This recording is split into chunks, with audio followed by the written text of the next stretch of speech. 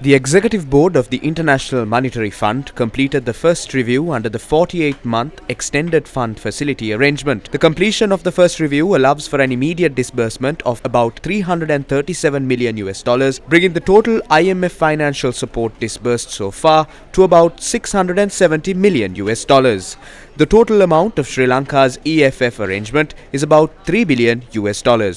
Kenji Okamura, Deputy Managing Director of the IMF, said that all indicative targets were met except the one on tax revenues. He said that the publication of a governance diagnostic report, the first in Asia and a structural benchmark under the program, is a commendable first step towards addressing deep-rooted corruption weaknesses. In the IMF country report, it was noted that implementation risks arise from Sri Lanka's track record of reform implementation and the challenging political and social situation. A deeper crisis induced by delays in implementing the debt restructuring, a weakened banking sector, exchange rate pressure, and loss of market confidence could also complicate program implementation. In this regard, contingency plans are crucial and policies should remain agile to adjust to the evolving circumstances.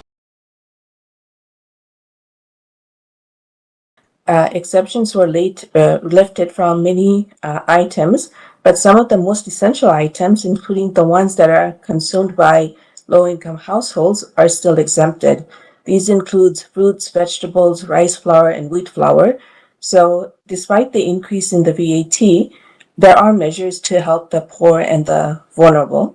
The tax reforms that we have helped the authorities design are highly progressive in nature, so those who can afford to pay do so, and in a fair manner. It is very important in the program, again, to mitigate the impact on the poor and the vulnerable from many of the economic reforms that are being undertaken. In terms of social unrest, we see that it is very important in the program, again, to mitigate the impact on the poor and the vulnerable from many of the economic reforms that are being undertaken. So a part of the program, we have designed a social protection scheme where there's a minimum spending floor. Last year, it was about 187 billion rupees. This year, in 2024, the budget has increased it to about 205 billion rupees, and this amounts to around 0.6 to 0.7% of GDP. We have also worked with the authorities to ensure that there's better targeting and better coverage and accuracy of the social protection scheme, which will continue to help the poor and the vulnerable.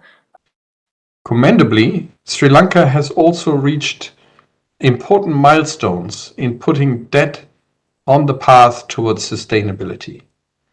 Sri Lanka's agreements in principle with the Official Creditor Committee and the Export-Import Bank of China on debt treatments are consistent with the program targets.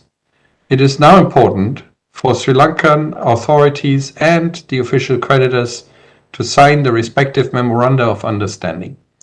Timely implementation of the agreements, together with reaching a resolution with external private creditors, should help restore Sri Lanka's debt sustainability over the medium term. The IMF staff will continue to assist the authorities with creditor coordination in line with the IMF's policies. We welcome the authorities' firm commitment to strengthen social safety nets, including through a minimum spending floor, the selection of beneficiaries through objective eligibility criteria, and well-targeted spending through the dynamic social registry. We emphasize the importance of continuing to support the poor and vulnerable. I'd like to point out that putting public finances on a sustainable footing is a very important part of the IMF program, and therefore, at the very beginning of the program, we had looked into cost-reflective pricing on electricity and fuel, and this continues to be a continuous structural benchmark under the program.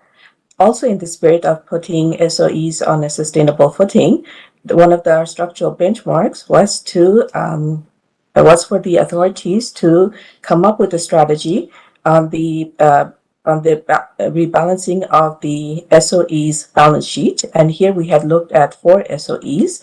One was Sri Lankan Airlines, Ceylon Petroleum Corporation, Ceylon Electricity Board, and the Road Development Authority. Going forward, SOEs will continue to play an important role in public finances. However, in terms of divesting SOEs, we look to other development partners to work with the authorities. For example, on the Sri Lankan Airlines, IFC is working with the authorities, and for CEB, ADB is playing an important role.